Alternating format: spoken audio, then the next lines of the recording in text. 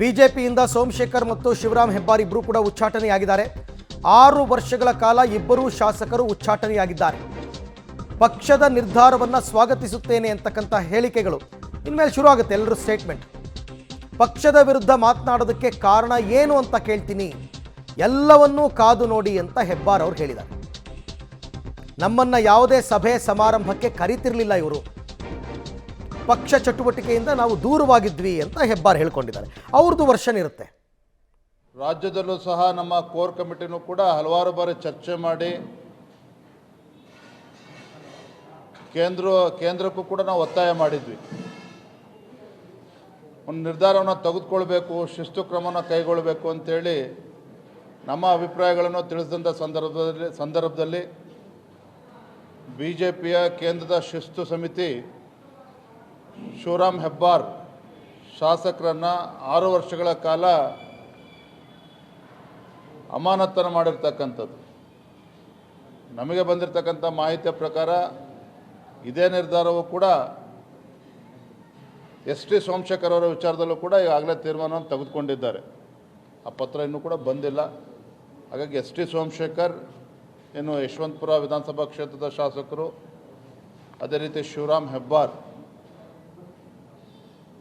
ಇಬ್ಬರು ಬಿಜೆಪಿ ಶಾಸಕರು ಪಕ್ಷ ವಿರೋಧಿ ಚಟುವಟಿಕೆಗಳ ಹಿನ್ನೆಲೆಯಲ್ಲಿ ಅವರ ವಿರುದ್ಧ ಈ ಒಂದು ಶಿಸ್ತು ಕ್ರಮವನ್ನು ಕೈಗೊಂಡಿದ್ದಾರೆ.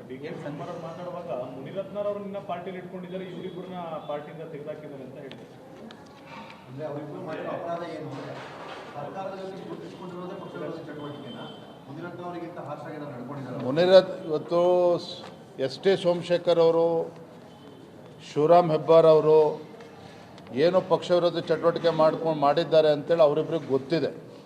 ಅದೇ ರೀತಿ ನಮ್ಮ ಕೇಂದ್ರದ ನಾಯಕತ್ವ ಕೂಡ ಗೊತ್ತಿದೆ. ಇದ್ರ ಬಗ್ಗೆ ಡಿ ಕೆ ಶಿವಕುಮಾರ್ ಅವರು ಇಷ್ಟೊಂದು ನೋವು ಅಥವಾ ಬೇಸರ ಪಡ್ಕೊಳ್ತಕ್ಕಂಥ ಅವಶ್ಯಕತೆ ಇಲ್ಲ. ಇದು ನಮ್ಮ ಪಕ್ಷ, ನಮ್ಮ ತೀರ್ಮಾನ.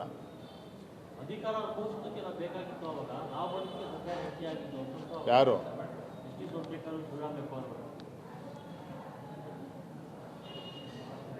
ಭಾರತೀಯ ಜನತಾ ಪಾರ್ಟಿ ಬಂದ ಮೇಲೆ ಅವ್ರಿಗೂ ಕೂಡ ಒಳ್ಳೆಯ ಅವಕಾಶಗಳು ಸಿಕ್ಕಿತ್ತು ಸರ್ಕಾರ ಬಂದ ನಂತರದಲ್ಲಿ. ಆದರೆ ಸರ್ಕಾರ ಎಲ್ಲ ವಿರೋಧ ಪಕ್ಷದಲ್ಲಿ ಕೂರಬೇಕು ಅಂದಾಗ ಸ್ವಲ್ಪ ಅವರಿಗೆ ಸಮಸ್ಯೆ ಆಯಿತು ಕಾಣುತ್ತೆ. ಹಾಗಾಗಿ ಏನು ಪಕ್ಷ ವಿರೋಧಿ, ಪಕ್ಷದ ವಿರುದ್ಧ ಏನು ಪದೇ ಪದೇ ಪಕ್ಷ ವಿರೋಧಿ ಚಟುವಟಿಕೆಗಳನ್ನೇನು ಮಾಡ್ತಾಯಿದ್ರು, ಪಕ್ಷಕ್ಕೆ ಮುಜುಗರ ಆಗೋ ರೀತಿಯಲ್ಲಿ ಯಾವ ರೀತಿ ನಡ್ಕೊಳ್ತಾ ಇದ್ದರು, ಎಲ್ಲದರ ಹಿನ್ನೆಲೆಯಲ್ಲಿ ನಮ್ಮ ಪಕ್ಷದ ವರಿಷ್ಠರು ಈ ತೀರ್ಮಾನವನ್ನು ಕೈಗೊಂಡಿದ್ದಾರೆ. ನಾನು ಇದನ್ನು ಸ್ವಾಗತ ಮಾಡ್ತೇನೆ. ಸದ್ಯಕ್ಕೆ ಅವರಿಗೆ ನೋಟಿಸ್ ಕೊಟ್ಟಿದ್ದರು. ಅದಕ್ಕೆ ನೋಟಿಸ್ಗೆ ಏನು ಉತ್ತರ ಕೊಟ್ಟಿದ್ದಾರೆ ಅದ್ರ ಬಗ್ಗೆ ನನ್ನ ಹತ್ರ ಮಾಹಿತಿ ಇಲ್ಲ. ಇವತ್ತು ಶಿವರಾಮ್ ಹೆಬ್ಬಾರ್ ಬಗ್ಗೆ, ಎಸ್ ಟಿ ಸೋಮಶೇಖರ್ ಬಗ್ಗೆ ನಮ್ಮ ರಾಜ್ಯದ ಕೋರ್ ಕಮಿಟಿಲೂ ಕೂಡ ಚರ್ಚೆ ಆಗಿತ್ತು. ಅದರ ಪ್ರಕಾರ ತೀರ್ಮಾನವನ್ನು ಘೋಷಣೆ ಮಾಡಿದ್ದಾರೆ. Thank you. ಅಮಾನತು ಮಾಡಿ ಅಡಕತ್ತರಿಗೆ ಸಿಕ್ಕಿಸಬೇಕು ಅಂತ ಚರ್ಚೆ ಆಗ್ತಿತ್ತು. ರಾಜ್ಯಾಧ್ಯಕ್ಷ ವಿಜೇಂದ್ರ ಅವರು ಕೆಲವೊಂದು ವಿಚಾರಗಳನ್ನ ಹಂಚಿಕೊಂಡ್ರು. ಅವರು ಹೇಳೋ ಪ್ರಕಾರನೂ ಇವರಿಬ್ಬರು ಪಕ್ಷ ವಿರೋಧಿ ಚಟುವಟಿಕೆಯನ್ನು ನಡೆಸಿದ್ದು ಹೈಕಮಾಂಡ್ ಗಮನಕ್ಕೆ ಬಂದಿದೆ. ಹಾಗಾಗಿ ಹೈಕಮಾಂಡ್ ಬಿಜೆಪಿ ಕೇಂದ್ರ ಶಿಸ್ತು ಸಮಿತಿ ಕ್ರಮವನ್ನು ತಗೊಂಡಿದೆ.